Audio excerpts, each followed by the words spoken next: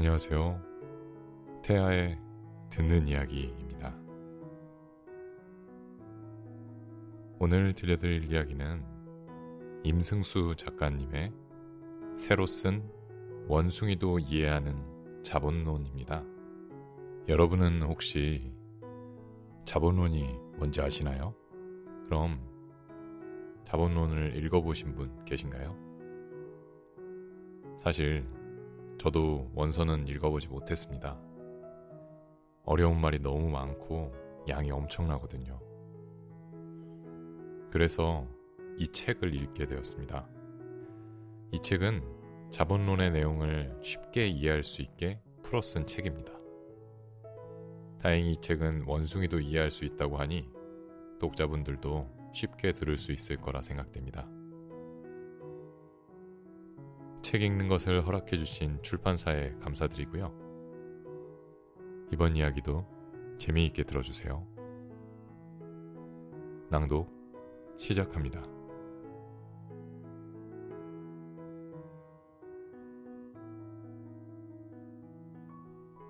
새로 쓴 원숭이도 이해하는 자본론. 임승수 지음. 출판사 시대의 창. 들어가는 글. 마르크스 자본론. 이 단어를 본 사람들의 반응은 어떨까? 반응 1. 사회주의, 공산주의 얘기에는 관심 없다. 반응 2. 요즘 같은 시대에 누가 그런 시대에 뒤떨어진 책을 보나? 반응 3. 관심은 있는데 분량도 많고 너무 어려워서 읽을 엄두가 나지 않는다. 다양한 반응이 나올 수 있겠지만 대체로 이 세 범주를 벗어나지는 않는다. 반응 1과 같은 오해. 우선 마르크스가 쓴 책의 제목이 자본론이라는 점을 기억하자. 마르크스가 이 책에서 연구한 것은 사회주의도 공산주의도 아닌 자본주의다. 엄청난 분량의 이 책은 처음부터 끝까지 자본주의가 어떤 식으로 돌아가는지를 서술하고 있다. 사회주의와 공산주의에 대한 내용은 눈 씻고 모아도 찾을 수가 없다. 사실 당연하다. 마르크스가 살던 시대에는 사회주의가 실제로 구현된 적이 없기 때문이다. 마르크스는 영국에서 자본주의가 탄생하고 성장해가는 과정을 보며 그 현실을 과학적으로 분석했다. 사회주의와 공산주의에 관심이 없어서 자본론에 관심이 없다는 것은 마치 불교에 관심이 없기 때문에 성경을 읽지 않는다는 말과도 같다. 반응 2와 같은 오해. 자본론은 총 3권으로 1권이 1867년에 간행되었으니 지금으로부터 150년 정도 전에 나온 책이다. 이 탓에 시대에 뒤떨어졌다고 여길지도 모르겠다. 그런데 150년 전에 나온 이 책이 2008년 4월 교수신문에서 교수와 지식인 103명을 대상으로 조사한 해방 이후 한국 사회에 가장 큰 영향을 끼친 책에서 압도적인 1위를 차지했다. 자본론보다 더 시대에 뒤떨어진 고전들, 예를 들어 세익스피어의 작품이나 삼국지, 삼국유사, 아라비안 나이트 등도 여전히 수많은 사람이 즐겨 읽는다. 하물며 자본주의 사회에서 살아가는 우리가 자본주의를 통찰력 있게 분석한 마르크스의 자본론을 단지 150년 전에 출간된 책이라는 이유만으로 시대에 뒤떨어졌다고 폄하할 근거는 어디에도 없다. 반응 3은 오해가 아니다. 솔직히 자본론을 처음 접하면 전 3권으로 이루어진 엄청난 분량과 생소한 단어, 난해한 문장 탓에 어느 누구라도 주눅들게 마련이다. 용기를 내 자본론을 읽기 시작한 사람들도 대부분 제1편, 상품과 화폐 부분에서 좌절하고 책을 덮는다. 고등학교 때 큰맘 먹고 어려운 학습 참고서를 구입해 공부했지만 결국 책 앞부분만 새까맣게 되는 상황과 흡사하다. 이 책은 반응 3의 문제를 해결하기 위해서 썼다. 마르크스 자본론에 담긴 핵심 내용을 뽑아서 이해하기 쉬운 대화체의 글로 재구성한 것이다. 이 책에도 군데군데 수식이 나오지만 크게 염려할 필요는 없다. 사칙 연산이 계산의 전부인데다 그마저 필자가 직접 풀어놓았다. 바쁜 일상을 쪼개어 이 책을 조금씩 나누어 읽더라도 일주일이면 마르크스 자본론의 핵심 내용을 이해할 수 있을 것이다. 열정과 의지가 있다면 하루 만에 완독하는 것도 가능하다. 물론 이 책이 자본론 3권의 방대한 내용을 빠짐없이 다루지는 않는다. 책을 읽고 난 다음 더 관심이 생긴다면 자본론을 직접 읽어볼 것을 권한다. 아마도 한결 쉽고 재미있게 읽을 수 있을 것이다. 이 책에는 자본론의 내용만을 담지는 않았다. 더 쉽게 이해할 수 있도록 원서의 맥락에서 크게 어긋나지 않는 범위에서 필자의 견해를 첨언했다. 자본론의 내용을 더욱 생생하게 전달하기 위함이니 너그러이 양해해 주시길 바란다. 마르크스 사상을 학생들에게 가르치며 한 가지를 확신하게 됐다. 마르크스 사상에 결여된 것은 시의성이 아니라 접촉면이라는 점이다. 수업을 진행하며 체험하는 학생들의 의식 변화는 가르치는 필자가 당황스러울 정도였다. 자본주의 사회의 모순이 갈수록 심화되는 시기에 그 어떤 이론보다 자본주의를 예리하게 분석한 마르크스의 사상이 시의성이 부족할 이유가 있겠는가? 그럼에도 이념 대립으로 민족 분단의 아픔을 겪고 있는 이 땅에서는 정규 교과 과정으로 마르크스 사상을 왜곡과 악마화 없이 있는 그대로 접할 기회가 없다. 2005년 영국 BBC에서는 설문조사를 했다.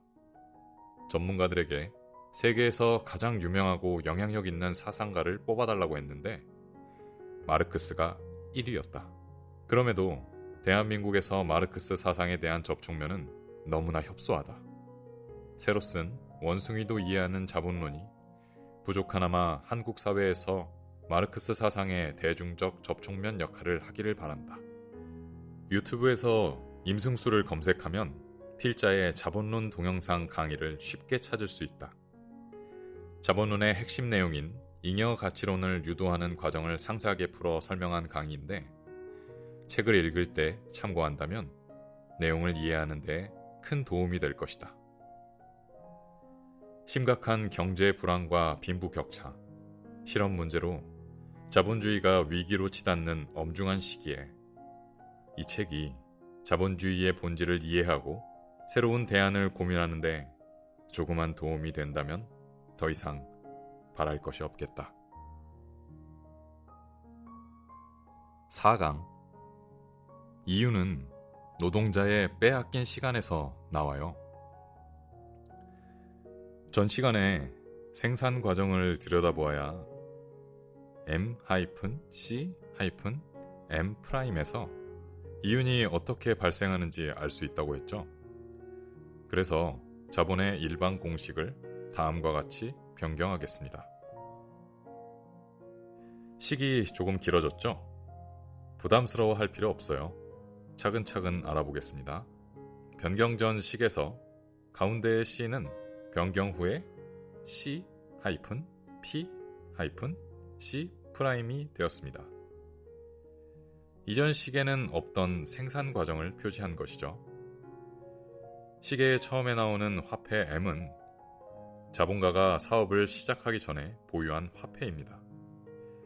예컨대 저에게 빵 공장을 운영하기 위한 초기 자본금 20억 원이 있다면 그 돈이 바로 M입니다. M-C는 초기 자본금으로 빵 생산에 필요한 상품을 구매하는 과정이죠. 괄호 안에 있는 LP와 MP는 각각 노동력과 생산 수단을 나타냅니다. 빵 공장을 운영하기 위해서 초기 자본금으로 노동자를 고용하겠죠. 노동자의 노동력도 노동시장에서 거래되는 상품이므로 C로 표시했습니다. 기계와 원료도 구입해야겠죠. 기계나 원료 같은 상품을 통틀어서 생산수단이라고 부릅니다. 그래서 C로 표시했습니다. 요컨대 M-C는 종잣돈 20억 원으로 빵 생산에 필요한 상품을 구입하는 과정입니다. 20억 원이라는 화폐는 교환 과정을 거쳐서 노동력과 생산수단이라는 상품으로 형태를 바꾸게 되죠. M-C 바로 다음에는 C-P로 이어지죠. P는 생산의 앞글자를 딴 것입니다.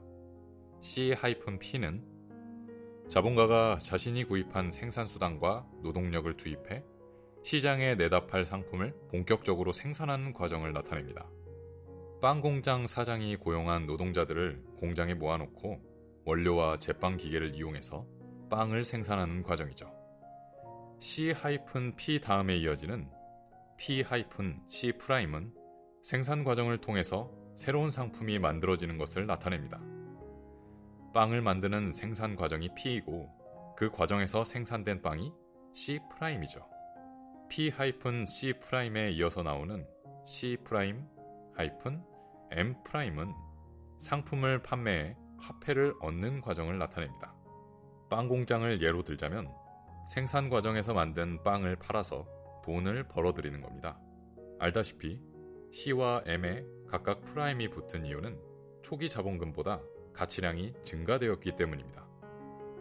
빵을 시장에 팔아서 이윤을 얻은 것이죠. 화폐에서 시작해 긴 과정을 거쳐 다시 초기의 화폐 형태로 돌아왔습니다. 변화가 있다면 돈의 크기가 커진 것이죠. 이윤을 벌어들여서 몸집이 커졌습니다. 자본가는 소기의 목적을 달성했죠. 이제 생산 과정에서는 무슨 일이 일어나는지 구체적으로 살펴봅시다. 계산의 편의를 위해 빵 생산에는 밀가루, 제빵 기계, 노동자만 필요하다고 가정하죠. 노동자는 노동력을 제공하고 밀가루와 제빵 기계는 생산 수단 역할을 합니다. 본격적으로 계산하기 위해 이렇게 가정해보죠.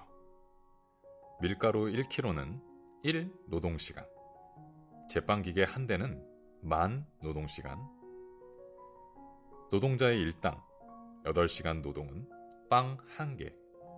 각 수식의 의미를 짚고 넘어가죠.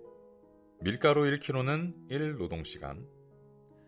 이 식은 밀가루 1kg이 1 노동시간의 교환 가치를 가진다는 의미인데, 풀어서 얘기하자면 밀가루 1kg을 생산하는데 사회적으로 필요한 노동시간이 1 노동시간이라는 의미죠.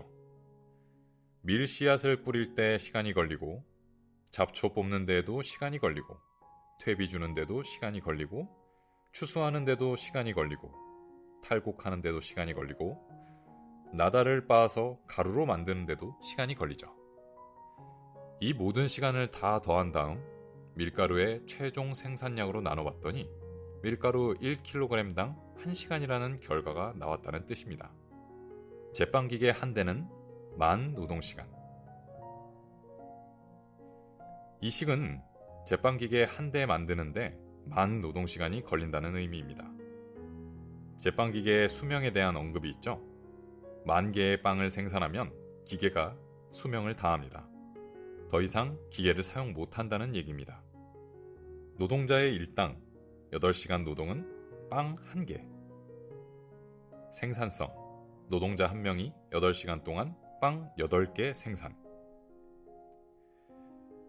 이 식은 노동자가 출근해서 하루 8시간 동안 일하고 빵 1개를 일당으로 받아간다는 뜻입니다. 생산성에 대한 언급도 있죠. 노동자가 하루 8시간을 일하면서 빵을 8개 만든다는 의미입니다. 1시간에 1개 만드는 셈이죠.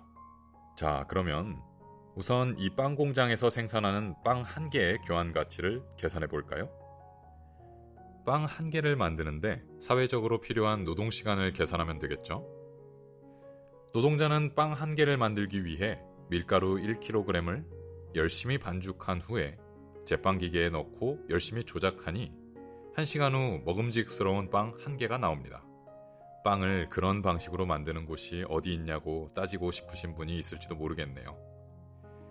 이것은 어디까지나 계산을 편하게 하려고 상황을 단순화한 것이니 이해하기 바랍니다. 우선은 밀가루 1kg이 빵에 고스란히 들어가죠. 그렇다면 밀가루 1kg의 교환 가치는 그대로 완성된 빵에 이전됩니다.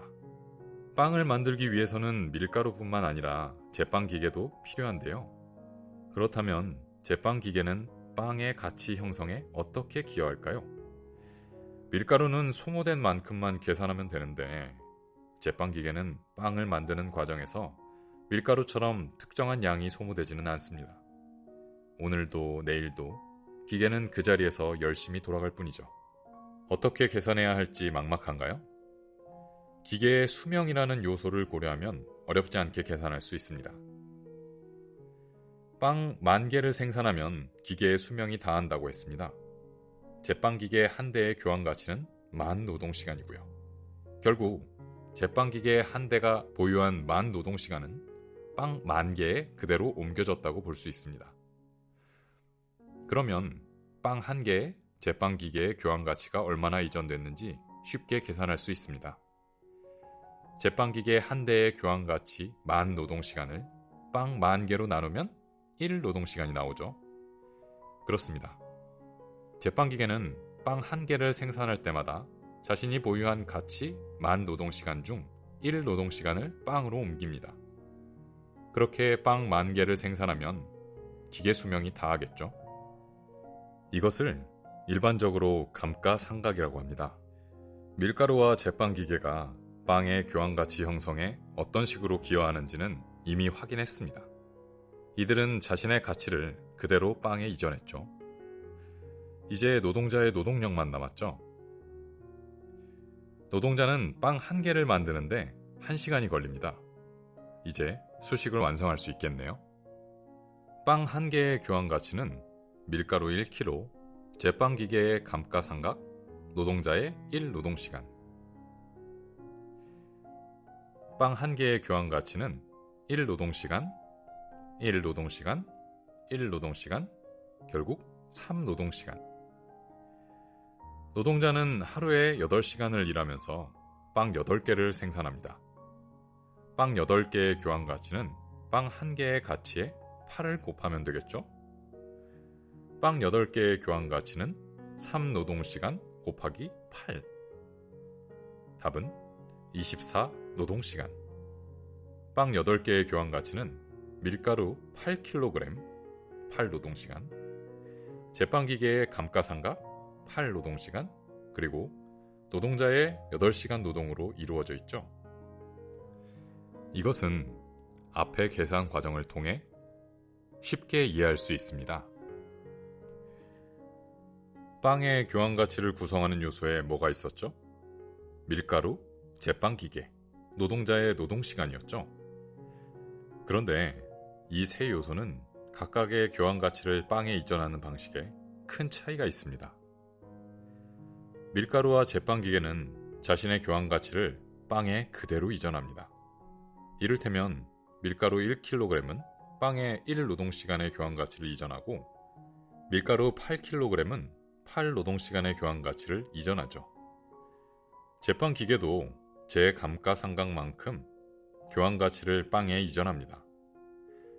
더도 말고 덜도 말고 딱 자기 교환 가치만큼만 이전하죠. 그런데 자본가가 일당으로 빵 1개를 주고 고용한 노동자는 교환 가치를 빵에 이전하는 방식이 밀가루나 제빵기계 같은 생산수단과는 본질적으로 다릅니다. 빵 1개의 교환 가치는 3노동시간입니다. 하지만 일당으로 빵 1개를 받는 노동자는 3시간을 훨씬 넘겨 하루에 8시간을 일합니다. 이 과정에서 노동자는 빵의 8노동시간에 해당하는 교환 가치를 만들어냅니다. 노동자는 자신의 하루 노동력의 대가로 받은 빵 1개의 가치인 3노동시간보다 훨씬 많은 교환 가치인 8노동시간의 교환 가치를 만들어내는 마술을 부린 거죠. 드디어 자본주의 사회에서 이윤이 근본적으로 어디에서 나오는지를 알 수 있는 중요한 단서에 접근했습니다. 이를 구체적으로 계산하기 위해 다음과 같이 가정해 봅시다. 1노동시간은 10,000원. 화폐 단위 10,000원은 1노동시간의 교환 가치를 의미한다는 수식이죠. 예컨대 100,000원짜리 헤드폰은 그것을 만드는데 사회적으로 필요한 노동시간이 10노동시간이라는 뜻이죠. 다시 식으로 돌아가죠. M-C-P-C'-M'.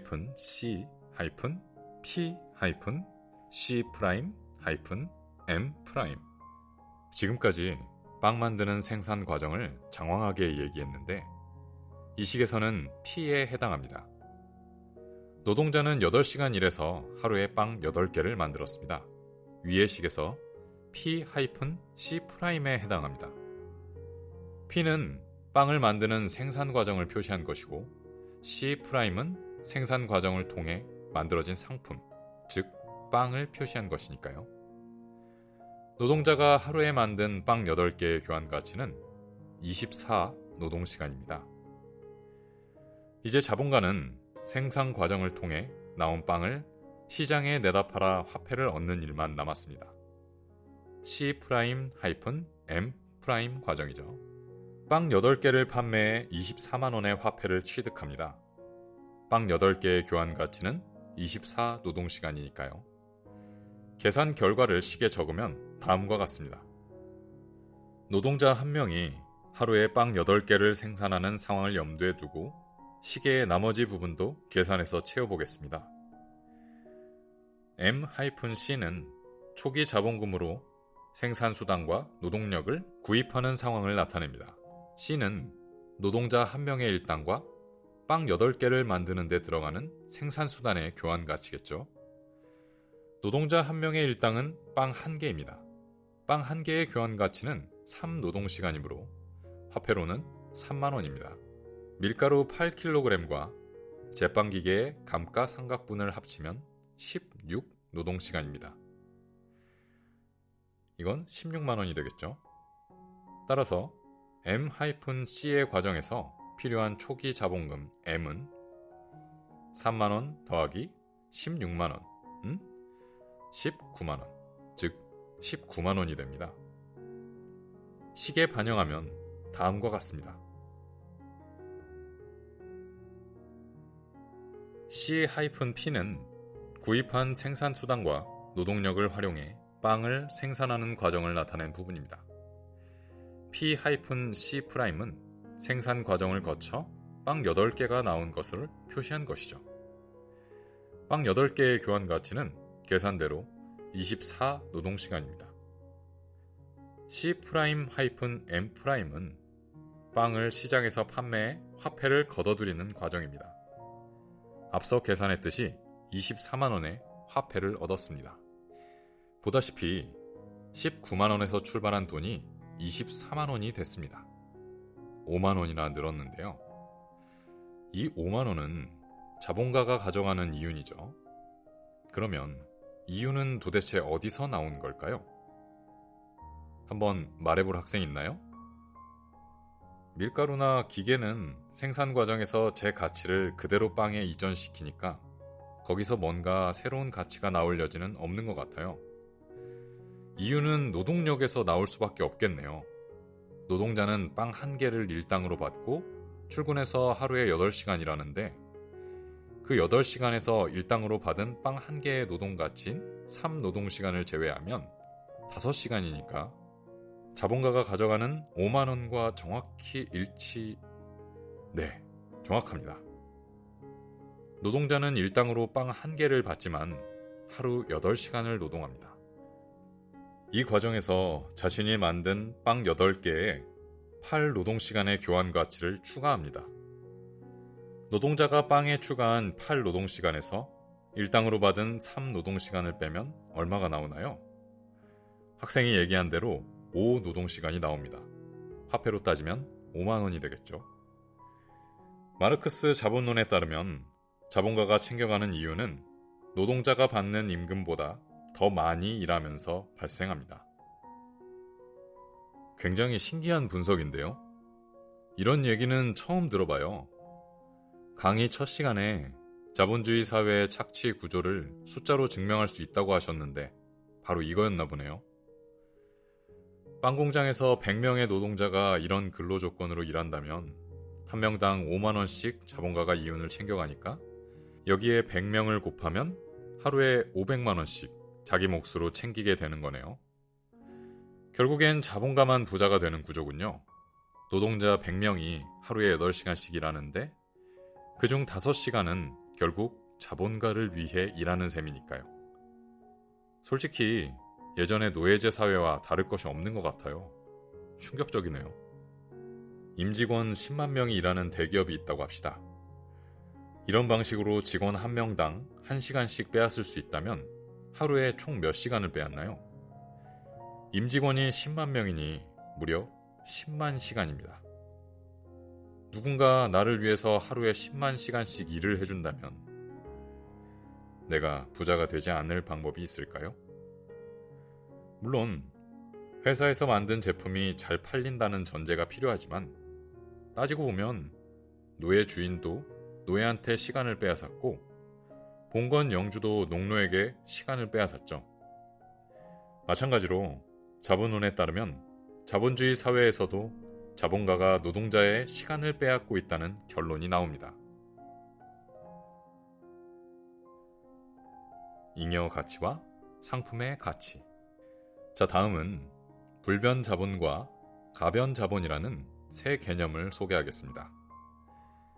앞서 언급한 밀가루, 제빵기계 등 소위 생산수단은 생산 과정에서 자신의 교환 가치를 그대로 상품에 이전합니다. 이런 생산수단을 구입하는 데 사용한 자본을 불변 자본이라고 합니다. 콘스탄트의 앞글자를 따서 C로 표시하죠. 불변이라는 단어에는 자신의 가치를 변화시키지 않고 그대로 이전한다는 의미가 담겨 있죠. 반면 노동자를 고용하는 데 사용한 자본은 가변 자본이라고 합니다. 노동자는 자신이 받은 임금보다 더 많은 가치를 창출할 수 있기 때문에 가변이라는 단어를 사용하는 거죠. 일당으로 빵 1개를 받은 노동자가 하루 8시간을 노동해 8노동시간에 해당하는 교환 가치를 창출하니까요. valuable의 앞글자를 따서 V로 표시하죠. 노동자가 하루에 생산한 빵 8개의 교환 가치를 불변 자본과 가변 자본 개념을 이용해 재구성해 보겠습니다. 불변 자본 C와 가변 자본 V는 아래와 같습니다. 불변 자본 C는 8노동시간 밀가루 더하기 8노동시간 제빵기계의 감가상각은 16노동시간 16만 원이 되겠고요. 가변 자본 V는 3노동시간 노동자의 하루 임금은 3만 원이 되겠네요.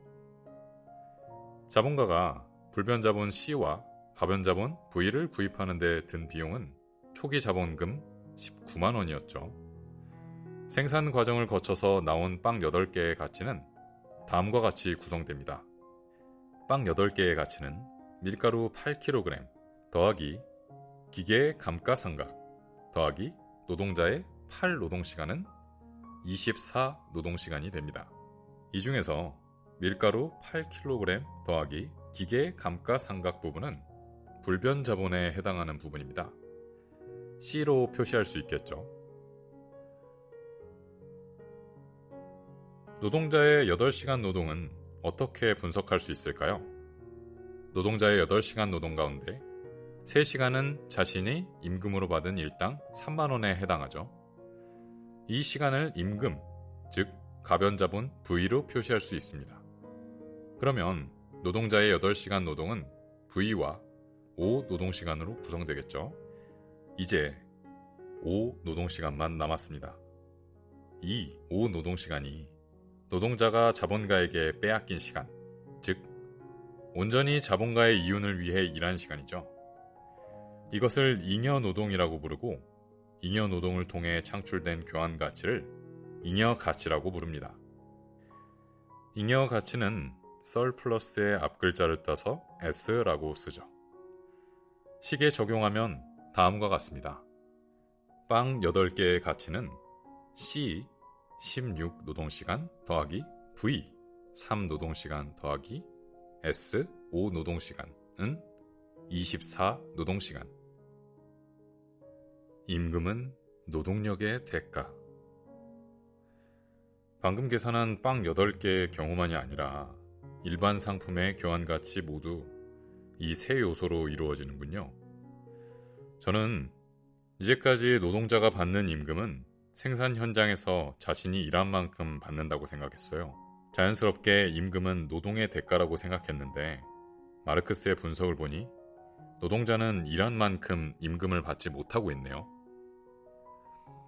방금 학생이 아주 중요한 얘기를 했습니다. 자본론에 따르면 임금은 노동의 대가가 아닙니다. 임금은 노동의 대가가 아니라 노동력의 대가라고 분명하게 구분해 얘기하죠. 만약 임금이 노동의 대가라면 빵 8개를 만든 노동자는 3만 원이 아니라 8만 원을 받아야겠죠. 그런데 현실에서 그렇게 임금을 주면 자본가의 입장에서는 이윤이 나지 않아요. 이윤이 나지 않으면 회사를 운영할 이유가 없겠죠. 이런 조건에서는 자본주의 시스템이 제대로 작동할 수 없습니다. 요컨대 자본주의 시스템이 제대로 작동하기 위해서는 착취가 필수라는 의미입니다. 방금 임금은 노동력의 대가라고 말했는데요. 노동자가 받는 임금은 결국 노동자가 자신의 노동력을 유지하기 위해 사회적으로 필요한 노동시간을 말합니다. 빵 만드는 노동자의 하루 8시간 노동 가운데 3시간만이 자신을 위한 노동이고 나머지 5시간은 자본가를 위한 노동이라는 사실을 마르크스는 잉여가치라는 개념으로 증명했습니다. 노예제 사회, 봉건제 사회가 착취 사회인 이유는 노예주와 봉건 영주가 노예와 농노가 일한 결과물을 빼앗아 자신의 부를 축적했기 때문이죠. 자본가는 노동자가 생산한 잉여가치를 자신의 몫으로 가져간다는 점에서 결과적으로 노예주나 봉건 영주와 다를 것이 없어요. 이것이 바로 자본주의 사회의 은폐된 착취 구조입니다. 이런 의미에서 임금 노동자는 현대판 노예라고 할 수 있겠죠. 다만 착취가 교묘하게 은폐되어 있기 때문에 우리는 임금 노예로 살고 있으면서도 그 사실을 알지 못해요. 참으로 교묘한 시스템이죠. 자본주의 빈부격차의 비밀은 바로 시간 도둑질에서 비롯한 것입니다. 우울하네요. 대기업 회장은 엄청난 부자가 될 수밖에 없는 구조네요. 자기가 부리는 수많은 임금 노예의 잉여 노동이 자신의 수중에 들어올 테니까요. 자본가들이 누리는 부의 정체가 노동자들의 시간을 빼앗은 것이라니 너무 충격적입니다. 그런데요, 의문점이 있습니다. 착취를 계산하기 위해 가정한 수치들, 밀가루 1kg이 1노동시간의 가치를 갖는다던가, 제빵기계가 10,000노동시간의 가치를 갖는다거나, 노동자의 일당이 빵 1개라는 수치들을 변경하면 결과가 달라지지 않을까요? 물론 수치를 바꾸면 착취당하는 시간도 바뀌겠죠. 하지만 착취 구조라는 본질은 바뀌지 않아요. 마르크스는 기본적으로 특정 상품이 갖는 가치는 그것을 생산하는 데 필요한 노동시간에 의해 구성된다고 봤죠. 일하지 않는 자본가가 이윤이라는 딱지를 붙여 가치의 일부를 가져가기 위해서는 결국 노동자의 시간을 빼앗는 방법밖에 없다는 결론에 도달합니다. 가치가 오직 노동에서 나오는데 노동하지 않는 사람이 이윤의 형태로 가치를 가져가려면 노동자의 노동 일부를 빼앗아야 가능하니까요. 무슨 말씀인지는 이해했습니다. 근데 실제 회사에서는 자본가도 일하지 않나요? 그리고 자본가는 위험을 감수하고 회사에 자기 재산을 투자했으니 그것도 감안해야 하지 않을까요? 물론 현실에서는 자본가도 일을 하죠. 하지만 자본가가 하는 일을 다른 누군가가 대체한다고 해서 그 사람에게 이윤을 모두 가져갈 권리를 주지는 않죠. 그래서 자본가도 노동을 한다는 이유가 이윤을 전부 가져갈 근거가 될 수는 없습니다. 결국 자본가는 회사를 소유하고 있다는 권리, 즉 소유권 때문에 이윤을 마음대로 처분할 권한이 있는 것이죠. 그러면 재벌 일가의 부를 자본론 관점에서 따져볼까요? 그들의 거대 자본은 창업주 때부터 수많은 노동자들의 잉여 노동을 착취해 쌓아온 것입니다.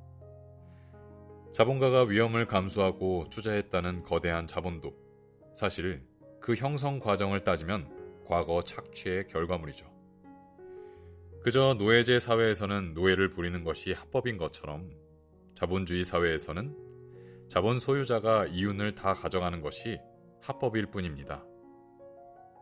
그럼 끝내기 전에 딱 하나만 더 얘기할게요. 빵 만드는 노동자의 하루 일당이 3만 원이라는 의미를 다른 방향에서 생각해 볼 수 있습니다. 노동자가 지금의 생활 수준을 유지하기 위해서는 하루에 3시간만 일해도 된다는 뜻이죠. 노동자 자신이 가져가는 몫은 자신이 일한 8시간 가운데 3시간 뿐이니까요. 근로시간 단축 얘기가 나오면 자본가는 기업이 망한다고 아우성인데 그렇지 않습니다. 19세기 영국에 공장법이 도입되어 노동시간이 단축될 때도 당시 영국 자본가들은 기업이 망한다고 난리쳤어요. 우리는 충분히 노동시간을 단축할 여력이 있습니다. 임금 감소 없이 노동시간을 단축하면 자본가가 가져가는 잉여 노동만 감소할 뿐이죠. 자본가가 노동시간 단축에 이악 물고 반대하는 이유는 자신의 이윤이 줄어들기에 동물적 감각으로 저항하는 것입니다. 사실 우리나라 노동자는 너무 장시간 일합니다. OECD 국가 가운데 제일 일 많이 하는 나라 아닙니까? 아무튼 이번 시간에는 이윤의 정체를 밝혔습니다. 이윤은 빼앗긴, 착취당한 노동에서 나온다는 중요한 사실을 배웠습니다. 이것이 바로 그 유명한 잉여 가치론입니다. 임금은 노동의 대가가 아니라 노동력의 대가라는 것도 알았죠.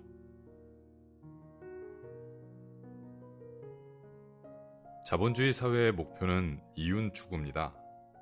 자본가는 더 많은 화폐를 획득하기 위해 노동자를 착취합니다. 자본가가 화폐를 획득하려고 발버둥치는 것은 시장 경쟁에서 생존하기 위해서죠. 다른 회사보다 더 많은 이윤을 내지 않는다면 시장 경쟁에서 낙오하기 마련입니다. 이것이 바로 자본주의 사회에서의 게임의 법칙입니다. 자본가는 노동자가 고통받더라도 임금을 줄여서 더 많은 이윤을 남기려고 기꺼이 비정규직을 고용합니다. 정화장치를 설치하지 않고 폐수를 몰래 강에 흘려버려 돈을 아낄 수 있다면 자본가는 그렇게 합니다. 자본주의 게임의 법칙에서는 그렇게 해야 더 많은 이윤을 얻어 승리할 수 있기 때문이죠. 노동자는 자신의 노동력을 판매하지 않으면 생존과 번식의 어려움을 겪게 됩니다. 생산수단은 자본가의 손에 있고 노동자는 몸뚱이밖에 없으니까요. 원시 공동체 사회에서는 수렵과 채집 활동으로 얻은 것을 함께 나눠 먹고 살았지만 자본주의 사회에서는 혼자서 모든 것을 감당해야 합니다. 아이가 아파도 내 돈으로 치료해야 하고 아이가 대학에 가도 내 돈으로 학비를 대야 합니다. 생존에 필요한 모든 것을 혼자서 해결해야 하는 자본주의 사회에서는 당연히 이기심만이 자신을 구원할 수 있습니다. 어줍지 않게 다른 사람을 배려하고 다른 사람의 입장을 생각한다면 경쟁에서 뒤처질 뿐더러 호구되기 십상입니다. 자기 것만 잘 챙기는 약삭빠른 사람이 승진도 잘하고 돈도 잘 법니다. 생존하려면 윗사람에게 굽실거려야 하고 부당한 대우를 받고 모욕을 당하더라도 참아야 하죠. 이런 일을 먼저 겪은 부모는 자식에게 돈 잘 버는 의사, 변호사 같은 전문직 종사자가 되기를 권유합니다. 간 쓸개 빼놓고 살아야 하는 노동자의 서름을 자식에게는 물려주고 싶지 않겠죠.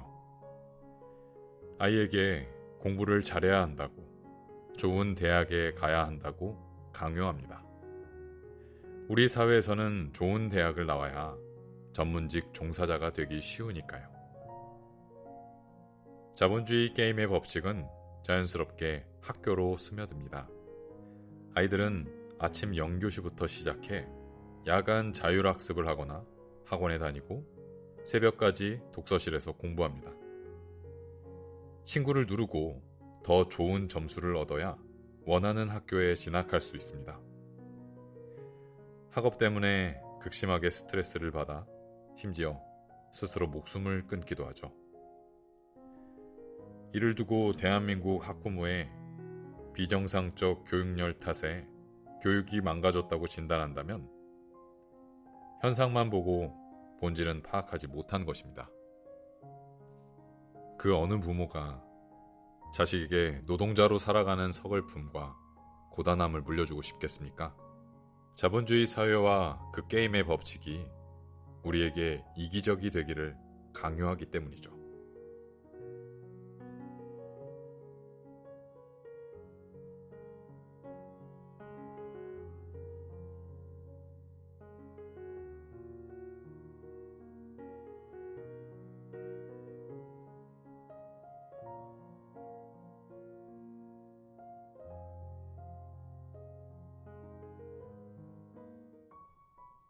새로 쓴 원숭이도 이해하는 자본론.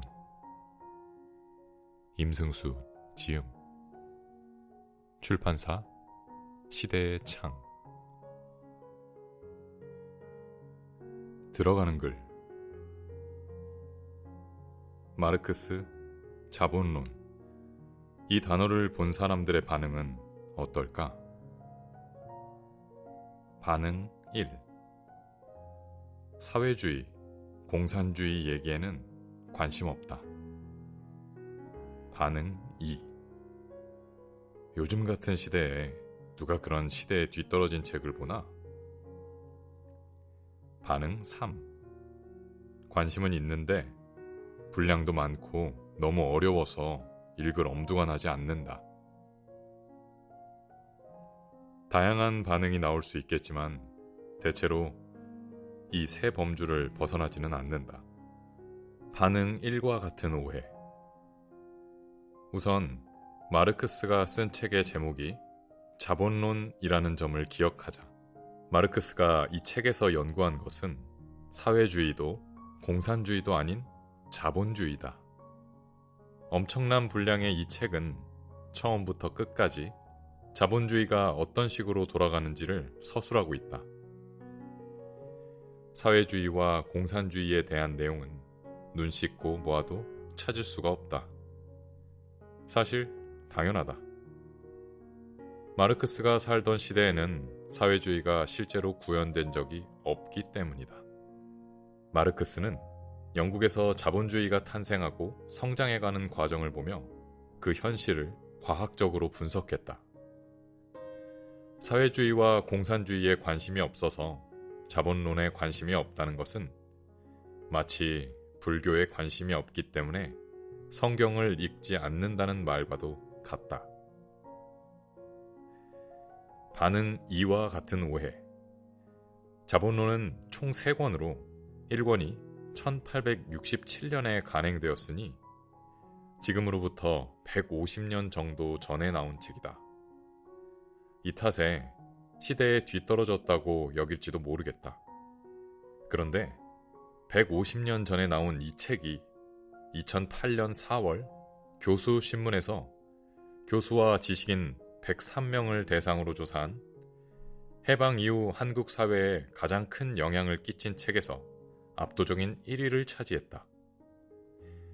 자본론보다 더 시대에 뒤떨어진 고전들, 예를 들어 세익스피어의 작품이나 삼국지, 삼국유사, 아라비안 나이트 등도 여전히 수많은 사람이 즐겨 읽는다.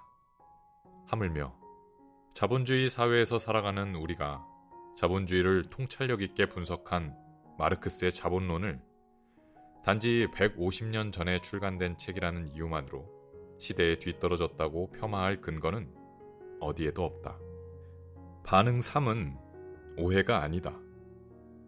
솔직히 자본론을 처음 접하면 전 3권으로 이루어진 엄청난 분량과 생소한 단어, 난해한 문장 탓에 어느 누구라도 주눅들게 마련이다.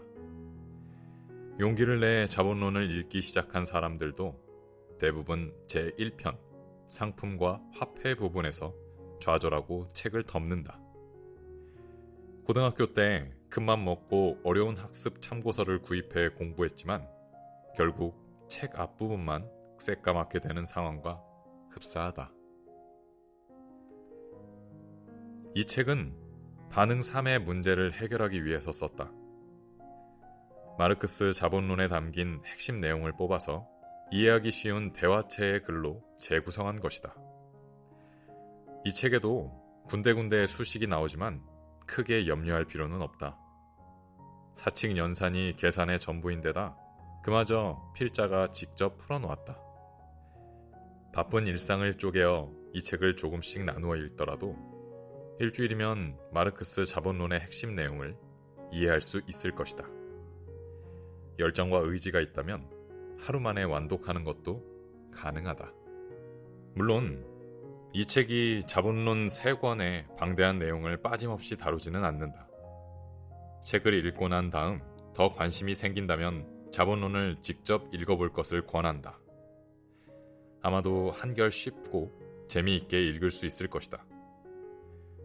이 책에는 자본론의 내용만을 담지는 않았다. 더 쉽게 이해할 수 있도록 원서의 맥락에서 크게 어긋나지 않는 범위에서 필자의 견해를 첨언했다. 자본론의 내용을 더욱 생생하게 전달하기 위함이니 너그러이 양해해 주시길 바란다. 마르크스 사상을 학생들에게 가르치며 한 가지를 확신하게 됐다. 마르크스 사상에 결여된 것은 시의성이 아니라 접촉면이라는 점이다. 수업을 진행하며 체험하는 학생들의 의식 변화는 가르치는 필자가 당황스러울 정도였다. 자본주의 사회의 모순이 갈수록 심화되는 시기에 그 어떤 이론보다 자본주의를 예리하게 분석한 마르크스의 사상이 시의성이 부족할 이유가 있겠는가? 그럼에도 이념 대립으로 민족 분단의 아픔을 겪고 있는 이 땅에서는 정규 교과 과정으로 마르크스 사상을 왜곡과 악마화 없이 있는 그대로 접할 기회가 없다. 2005년 영국 BBC에서는 설문조사를 했다. 전문가들에게 세계에서 가장 유명하고 영향력 있는 사상가를 뽑아달라고 했는데 마르크스가 1위였다. 그럼에도 대한민국에서 마르크스 사상에 대한 접촉면은 너무나 협소하다. 새로 쓴 원숭이도 이해하는 자본론이 부족하나마 한국 사회에서 마르크스 사상의 대중적 접촉면 역할을 하기를 바란다. 유튜브에서 임승수를 검색하면 필자의 자본론 동영상 강의를 쉽게 찾을 수 있다. 자본론의 핵심 내용인 잉여 가치론을 유도하는 과정을 상세하게 풀어 설명한 강의인데 책을 읽을 때 참고한다면 내용을 이해하는 데 큰 도움이 될 것이다. 심각한 경제 불안과 빈부격차, 실업 문제로 자본주의가 위기로 치닫는 엄중한 시기에 이 책이 자본주의의 본질을 이해하고 새로운 대안을 고민하는 데 조그만 도움이 된다면 더 이상 바랄 것이 없겠다. 4강 이유는 노동자의 빼앗긴 시간에서 나와요. 전 시간에 생산 과정을 들여다보아야 M-C-M'에서 이윤이 어떻게 발생하는지 알 수 있다고 했죠. 그래서 자본의 일반 공식을 다음과 같이 변경하겠습니다. 식이 조금 길어졌죠? 부담스러워할 필요 없어요. 차근차근 알아보겠습니다. 변경 전 식에서 가운데의 C는 변경 후에 C-P-C'이 되었습니다. 이전 식에는 없던 생산 과정을 표시한 것이죠. 시계에 처음에 나오는 화폐 M은 자본가가 사업을 시작하기 전에 보유한 화폐입니다. 예컨대 저에게 빵 공장을 운영하기 위한 초기 자본금 20억 원이 있다면 그 돈이 바로 M입니다. M-C는 초기 자본금으로 빵 생산에 필요한 상품을 구매하는 과정이죠. 괄호 안에 있는 LP와 MP는 각각 노동력과 생산 수단을 나타냅니다. 빵 공장을 운영하기 위해서 초기 자본금으로 노동자를 고용하겠죠. 노동자의 노동력도 노동시장에서 거래되는 상품이므로 C로 표시했습니다. 기계와 원료도 구입해야겠죠. 기계나 원료 같은 상품을 통틀어서 생산수단이라고 부릅니다. 그래서 C로 표시했습니다. 요컨대 M-C는 종잣돈 20억 원으로 빵 생산에 필요한 상품을 구입하는 과정입니다. 20억 원이라는 화폐는 교환 과정을 거쳐서 노동력과 생산수단이라는 상품으로 형태를 바꾸게 되죠. M-C 바로 다음에는 C-P로 이어지죠. P는 생산의 앞글자를 딴 것입니다. C-P는 자본가가 자신이 구입한 생산수단과 노동력을 투입해 시장에 내다 팔 상품을 본격적으로 생산하는 과정을 나타냅니다. 빵 공장 사장이 고용한 노동자들을 공장에 모아놓고 원료와 제빵 기계를 이용해서 빵을 생산하는 과정이죠. C-P 다음에 이어지는 P-C'은 생산 과정을 통해서 새로운 상품이 만들어지는 것을 나타냅니다. 빵을 만드는 생산 과정이 P이고 그 과정에서 생산된 빵이 C'이죠. P-C'에 이어서 나오는 C'-M'은 상품을 판매해 화폐를 얻는 과정을 나타냅니다. 빵 공장을 예로 들자면 생산 과정에서 만든 빵을 팔아서 돈을 벌어들이는 겁니다. 알다시피 C와 M에 각각 프라임이 붙은 이유는 초기 자본금보다 가치량이 증가되었기 때문입니다. 빵을 시장에 팔아서 이윤을 얻은 것이죠. 화폐에서 시작해 긴 과정을 거쳐 다시 초기의 화폐 형태로 돌아왔습니다. 변화가 있다면 돈의 크기가 커진 것이죠. 이윤을 벌어들여서 몸집이 커졌습니다. 자본가는 소기의 목적을 달성했죠. 이제 생산 과정에서는 무슨 일이 일어나는지 구체적으로 살펴봅시다. 계산의 편의를 위해 빵 생산에는 밀가루, 제빵 기계, 노동자만 필요하다고 가정하죠. 노동자는 노동력을 제공하고 밀가루와 제빵 기계는 생산수단 역할을 합니다. 본격적으로 계산하기 위해 이렇게 가정해보죠. 밀가루 1kg는 1 노동시간, 제빵기계 한 대는 10,000 노동시간, 노동자의 일당 8시간 노동은 빵 1개. 각 수식의 의미를 짚고 넘어가죠. 밀가루 1kg는 1 노동시간. 이 식은 밀가루 1kg이 1 노동시간의 교환가치를 가진다는 의미인데 풀어서 얘기하자면 밀가루 1kg을 생산하는데 사회적으로 필요한 노동시간이 1 노동시간이라는 의미죠. 밀 씨앗을 뿌릴 때 시간이 걸리고 잡초 뽑는 데에도 시간이 걸리고 퇴비 주는 데도 시간이 걸리고 추수하는 데도 시간이 걸리고 탈곡하는 데도 시간이 걸리고 나달을 빻아서 가루로 만드는 데도 시간이 걸리죠. 이 모든 시간을 다 더한 다음 밀가루의 최종 생산량으로 나눠봤더니 밀가루 1kg당 1시간이라는 결과가 나왔다는 뜻입니다. 제빵기계 한 대는 10,000 노동시간. 이 식은 제빵기계 한 대 만드는데 10,000 노동시간이 걸린다는 의미입니다. 제빵기계의 수명에 대한 언급이 있죠. 10,000개의 빵을 생산하면 기계가 수명을 다합니다. 더 이상 기계를 사용 못한다는 얘기입니다. 노동자의 일당 8시간 노동은 빵 1개. 생산성, 노동자 1명이 8시간 동안 빵 8개 생산. 이 식은 노동자가 출근해서 하루 8시간 동안 일하고 빵 1개를 일당으로 받아간다는 뜻입니다. 생산성에 대한 언급도 있죠. 노동자가 하루 8시간을 일하면서 빵을 8개 만든다는 의미입니다. 1시간에 1개 만드는 셈이죠. 자, 그러면 우선 이 빵 공장에서 생산하는 빵 1개의 교환 가치를 계산해 볼까요? 빵 1개를 만드는데 사회적으로 필요한 노동시간을 계산하면 되겠죠? 노동자는 빵 1개를 만들기 위해 밀가루 1kg을 열심히 반죽한 후에 제빵기계에 넣고 열심히 조작하니 1시간 후 먹음직스러운 빵 1개가 나옵니다. 빵을 그런 방식으로 만드는 곳이 어디 있냐고 따지고 싶으신 분이 있을지도 모르겠네요. 이것은 어디까지나 계산을 편하게 하려고 상황을 단순화한 것이니 이해하기 바랍니다. 우선은 밀가루 1kg이 빵에 고스란히 들어가죠. 그렇다면 밀가루 1kg의 교환 가치는 그대로 완성된 빵에 이전됩니다. 빵을 만들기 위해서는 밀가루뿐만 아니라 제빵 기계도 필요한데요. 그렇다면 제빵 기계는 빵의 가치 형성에 어떻게 기여할까요? 밀가루는 소모된 만큼만 계산하면 되는데 제빵 기계는 빵을 만드는 과정에서 밀가루처럼 특정한 양이 소모되지는 않습니다. 오늘도 내일도 기계는 그 자리에서 열심히 돌아갈 뿐이죠. 어떻게 계산해야 할지 막막한가요? 기계의 수명이라는 요소를 고려하면 어렵지 않게 계산할 수 있습니다. 빵 10,000개를 생산하면 기계의 수명이 다한다고 했습니다.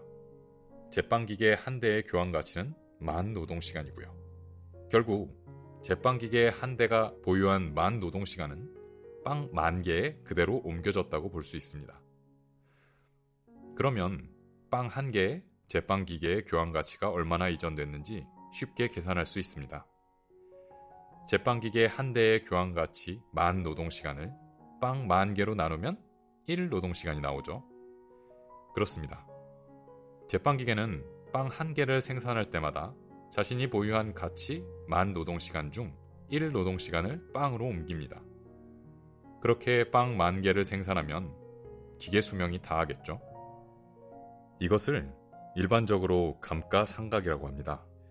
밀가루와 제빵기계가 빵의 교환가치 형성에 어떤 식으로 기여하는지는 이미 확인했습니다. 이들은 자신의 가치를 그대로 빵에 이전했죠. 이제 노동자의 노동력만 남았죠. 노동자는 빵 1개를 만드는데 1시간이 걸립니다. 이제 수식을 완성할 수 있겠네요. 빵 1개의 교환 가치는 밀가루 1kg, 제빵기계의 감가상각, 노동자의 1노동시간.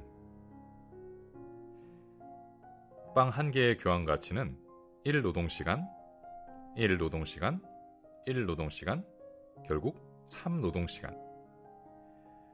노동자는 하루에 8시간을 일하면서 빵 8개를 생산합니다. 빵 8개의 교환 가치는 빵 1개의 가치에 8을 곱하면 되겠죠? 빵 8개의 교환 가치는 3노동시간 곱하기 8. 답은 24노동시간.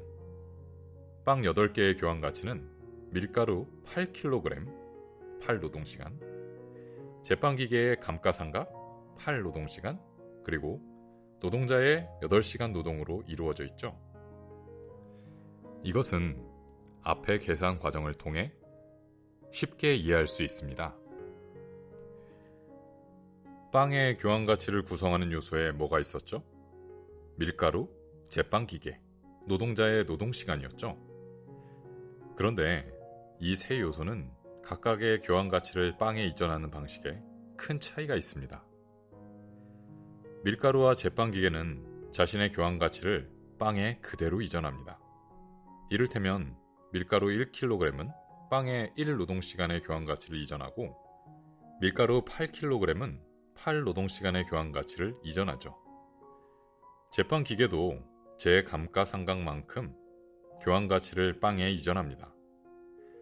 더도 말고 덜도 말고 딱 자기 교환 가치만큼만 이전하죠. 그런데 자본가가 일당으로 빵 1개를 주고 고용한 노동자는 교환 가치를 빵에 이전하는 방식이 밀가루나 제빵기계 같은 생산수단과는 본질적으로 다릅니다. 빵 1개의 교환 가치는 3노동시간입니다. 하지만 일당으로 빵 1개를 받는 노동자는 3시간을 훨씬 넘겨 하루에 8시간을 일합니다. 이 과정에서 노동자는 빵의 8노동시간에 해당하는 교환 가치를 만들어냅니다. 노동자는 자신의 하루 노동력의 대가로 받은 빵 1개의 가치인 3노동시간보다 훨씬 많은 교환 가치인 8노동시간의 교환 가치를 만들어내는 마술을 부린 거죠. 드디어 자본주의 사회에서 이윤이 근본적으로 어디에서 나오는지를 알 수 있는 중요한 단서에 접근했습니다. 이를 구체적으로 계산하기 위해 다음과 같이 가정해 봅시다. 1노동시간은 10,000원. 화폐 단위 10,000원은 1노동시간의 교환 가치를 의미한다는 수식이죠. 예컨대 100,000원짜리 헤드폰은 그것을 만드는데 사회적으로 필요한 노동시간이 10노동시간이라는 뜻이죠. 다시 식으로 돌아가죠. M-C-P-C'-M'.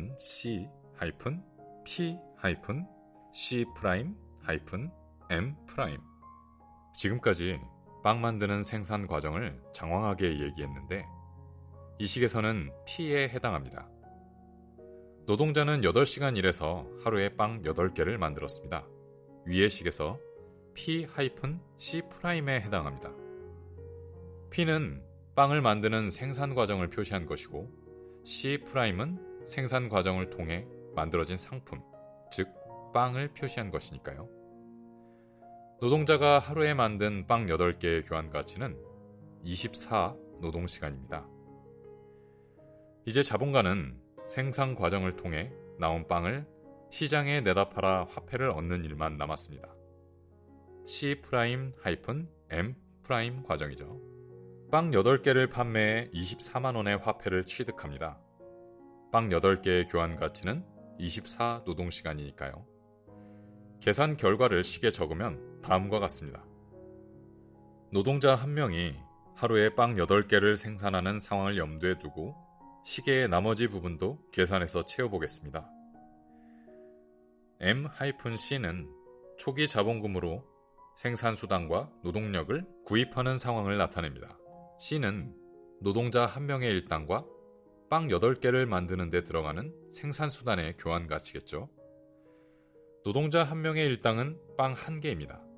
빵 1개의 교환 가치는 3노동시간이므로 화폐로는 3만 원입니다.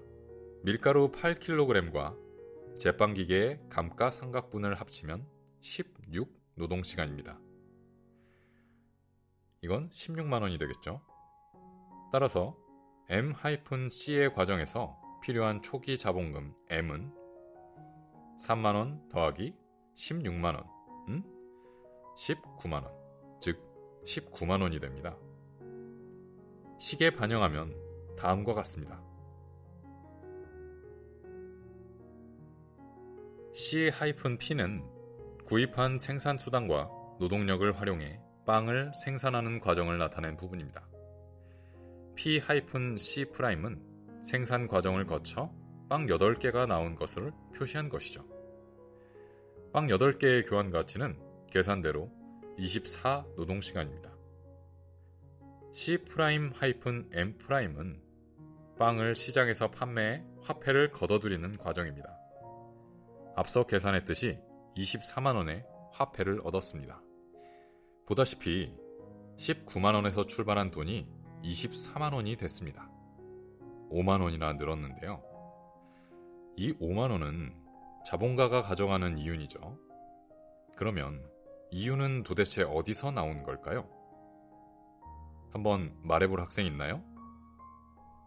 밀가루나 기계는 생산 과정에서 제 가치를 그대로 빵에 이전시키니까 거기서 뭔가 새로운 가치가 나올 여지는 없는 것 같아요. 이유는 노동력에서 나올 수밖에 없겠네요. 노동자는 빵 1개를 일당으로 받고 출근해서 하루에 8시간 일하는데 그 8시간에서 일당으로 받은 빵 1개의 노동가치인 3노동시간을 제외하면 5시간이니까 자본가가 가져가는 5만 원과 정확히 네, 정확합니다. 노동자는 일당으로 빵 1개를 받지만 하루 8시간을 노동합니다. 이 과정에서 자신이 만든 빵 8개에 8노동시간의 교환 가치를 추가합니다. 노동자가 빵에 추가한 8노동시간에서 일당으로 받은 3노동시간을 빼면 얼마가 나오나요? 학생이 얘기한 대로 5노동시간이 나옵니다. 화폐로 따지면 5만 원이 되겠죠. 마르크스 자본론에 따르면 자본가가 챙겨가는 이유는 노동자가 받는 임금보다 더 많이 일하면서 발생합니다. 굉장히 신기한 분석인데요. 이런 얘기는 처음 들어봐요. 강의 첫 시간에 자본주의 사회의 착취 구조를 숫자로 증명할 수 있다고 하셨는데 바로 이거였나 보네요. 빵 공장에서 100명의 노동자가 이런 근로 조건으로 일한다면 한 명당 5만 원씩 자본가가 이윤을 챙겨가니까 여기에 100명을 곱하면 하루에 500만 원씩 자기 몫으로 챙기게 되는 거네요. 결국엔 자본가만 부자가 되는 구조군요. 노동자 100명이 하루에 8시간씩 일하는데 그중 5시간은 결국 자본가를 위해 일하는 셈이니까요. 솔직히 예전의 노예제 사회와 다를 것이 없는 것 같아요. 충격적이네요. 임직원 10만 명이 일하는 대기업이 있다고 합시다. 이런 방식으로 직원 한 명당 1시간씩 빼앗을 수 있다면 하루에 총 몇 시간을 빼앗나요? 임직원이 10만 명이니 무려 10만 시간입니다. 누군가 나를 위해서 하루에 10만 시간씩 일을 해준다면 내가 부자가 되지 않을 방법이 있을까요? 물론 회사에서 만든 제품이 잘 팔린다는 전제가 필요하지만 따지고 보면 노예 주인도 노예한테 시간을 빼앗았고 봉건 영주도 농노에게 시간을 빼앗았죠. 마찬가지로 자본론에 따르면 자본주의 사회에서도 자본가가 노동자의 시간을 빼앗고 있다는 결론이 나옵니다. 잉여 가치와 상품의 가치. 자, 다음은 불변 자본과 가변 자본이라는 새 개념을 소개하겠습니다. 앞서 언급한 밀가루, 제빵기계 등 소위 생산수단은 생산 과정에서 자신의 교환 가치를 그대로 상품에 이전합니다. 이런 생산수단을 구입하는 데 사용한 자본을 불변 자본이라고 합니다. 콘스탄트의 앞글자를 따서 C로 표시하죠. 불변이라는 단어에는 자신의 가치를 변화시키지 않고 그대로 이전한다는 의미가 담겨 있죠. 반면 노동자를 고용하는 데 사용한 자본은 가변 자본이라고 합니다. 노동자는 자신이 받은 임금보다 더 많은 가치를 창출할 수 있기 때문에 가변이라는 단어를 사용하는 거죠. 일당으로 빵 1개를 받은 노동자가 하루 8시간을 노동해 8노동시간에 해당하는 교환 가치를 창출하니까요. valuable의 앞글자를 따서 V로 표시하죠. 노동자가 하루에 생산한 빵 8개의 교환 가치를 불변 자본과 가변 자본 개념을 이용해 재구성해 보겠습니다. 불변 자본 C와 가변 자본 V는 아래와 같습니다.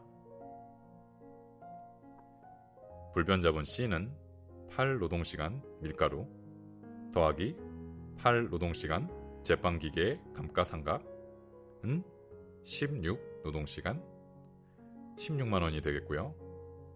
가변 자본 V는 3노동시간 노동자의 하루 임금은 3만 원이 되겠네요. 자본가가 불변 자본 C와 가변 자본 V를 구입하는 데 든 비용은 초기 자본금 19만 원이었죠. 생산 과정을 거쳐서 나온 빵 8개의 가치는 다음과 같이 구성됩니다. 빵 8개의 가치는 밀가루 8kg 더하기 기계의 감가상각 더하기 노동자의 8노동시간은 24노동시간이 됩니다. 이 중에서 밀가루 8kg 더하기 기계 감가상각 부분은 불변 자본에 해당하는 부분입니다. C로 표시할 수 있겠죠. 노동자의 8시간 노동은 어떻게 분석할 수 있을까요? 노동자의 8시간 노동 가운데 3시간은 자신이 임금으로 받은 일당 3만 원에 해당하죠. 이 시간을 임금, 즉 가변 자본 V로 표시할 수 있습니다. 그러면 노동자의 8시간 노동은 V와 O 노동시간으로 구성되겠죠. 이제 O 노동시간만 남았습니다. 이 O 노동시간이 노동자가 자본가에게 빼앗긴 시간, 즉 온전히 자본가의 이윤을 위해 일한 시간이죠. 이것을 잉여노동이라고 부르고 잉여노동을 통해 창출된 교환가치를 잉여가치라고 부릅니다. 잉여가치는 surplus의 앞글자를 따서 S라고 쓰죠. 식에 적용하면 다음과 같습니다. 빵 8개의 가치는 C 16 노동시간 더하기 V 3 노동시간 더하기 S 5 노동시간은 24 노동시간. 임금은 노동력의 대가. 방금 계산한 빵 8개의 경우만이 아니라 일반 상품의 교환가치 모두 이 세 요소로 이루어지는군요. 저는 이제까지 노동자가 받는 임금은 생산 현장에서 자신이 일한 만큼 받는다고 생각했어요. 자연스럽게 임금은 노동의 대가라고 생각했는데 마르크스의 분석을 보니 노동자는 일한 만큼 임금을 받지 못하고 있네요. 방금 학생이 아주 중요한 얘기를 했습니다. 자본론에 따르면 임금은 노동의 대가가 아닙니다. 임금은 노동의 대가가 아니라 노동력의 대가라고 분명하게 구분해 얘기하죠. 만약 임금이 노동의 대가라면 빵 8개를 만든 노동자는 3만 원이 아니라 8만 원을 받아야겠죠. 그런데 현실에서 그렇게 임금을 주면 자본가의 입장에서는 이윤이 나지 않아요. 이윤이 나지 않으면 회사를 운영할 이유가 없겠죠. 이런 조건에서는 자본주의 시스템이 제대로 작동할 수 없습니다. 요컨대 자본주의 시스템이 제대로 작동하기 위해서는 착취가 필수라는 의미입니다. 방금 임금은 노동력의 대가라고 말했는데요. 노동자가 받는 임금은 결국 노동자가 자신의 노동력을 유지하기 위해 사회적으로 필요한 노동시간을 말합니다. 빵 만드는 노동자의 하루 8시간 노동 가운데 3시간만이 자신을 위한 노동이고 나머지 5시간은 자본가를 위한 노동이라는 사실을 마르크스는 잉여가치라는 개념으로 증명했습니다. 노예제 사회, 봉건제 사회가 착취 사회인 이유는 노예주와 봉건 영주가 노예와 농노가 일한 결과물을 빼앗아 자신의 부를 축적했기 때문이죠. 자본가는 노동자가 생산한 잉여가치를 자신의 몫으로 가져간다는 점에서 결과적으로 노예주나 봉건 영주와 다를 것이 없어요. 이것이 바로 자본주의 사회의 은폐된 착취 구조입니다. 이런 의미에서 임금 노동자는 현대판 노예라고 할 수 있겠죠. 다만 착취가 교묘하게 은폐되어 있기 때문에 우리는 임금 노예로 살고 있으면서도 그 사실을 알지 못해요. 참으로 교묘한 시스템이죠. 자본주의 빈부격차의 비밀은 바로 시간 도둑질에서 비롯한 것입니다. 우울하네요. 대기업 회장은 엄청난 부자가 될 수밖에 없는 구조네요. 자기가 부리는 수많은 임금 노예의 잉여 노동이 자신의 수중에 들어올 테니까요. 자본가들이 누리는 부의 정체가 노동자들의 시간을 빼앗은 것이라니 너무 충격적입니다. 그런데요, 의문점이 있습니다. 착취를 계산하기 위해 가정한 수치들, 밀가루 1kg이 1노동시간의 가치를 갖는다던가, 제빵기계가 10,000노동시간의 가치를 갖는다거나, 노동자의 일당이 빵 1개라는 수치들을 변경하면 결과가 달라지지 않을까요? 물론 수치를 바꾸면 착취당하는 시간도 바뀌겠죠. 하지만 착취 구조라는 본질은 바뀌지 않아요. 마르크스는 기본적으로 특정 상품이 갖는 가치는 그것을 생산하는 데 필요한 노동시간에 의해 구성된다고 봤죠. 일하지 않는 자본가가 이윤이라는 딱지를 붙여 가치의 일부를 가져가기 위해서는 결국 노동자의 시간을 빼앗는 방법밖에 없다는 결론에 도달합니다. 가치가 오직 노동에서 나오는데 노동하지 않는 사람이 이윤의 형태로 가치를 가져가려면 노동자의 노동 일부를 빼앗아야 가능하니까요. 무슨 말씀인지는 이해했습니다. 근데 실제 회사에서는 자본가도 일하지 않나요?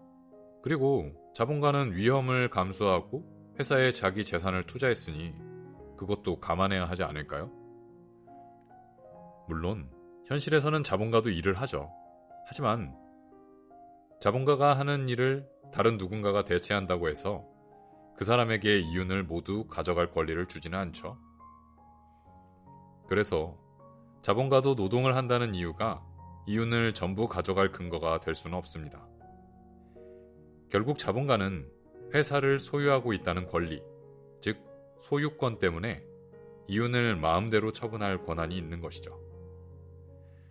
그러면 재벌 일가의 부를 자본론 관점에서 따져볼까요? 그들의 거대 자본은 창업주 때부터 수많은 노동자들의 잉여 노동을 착취해 쌓아온 것입니다.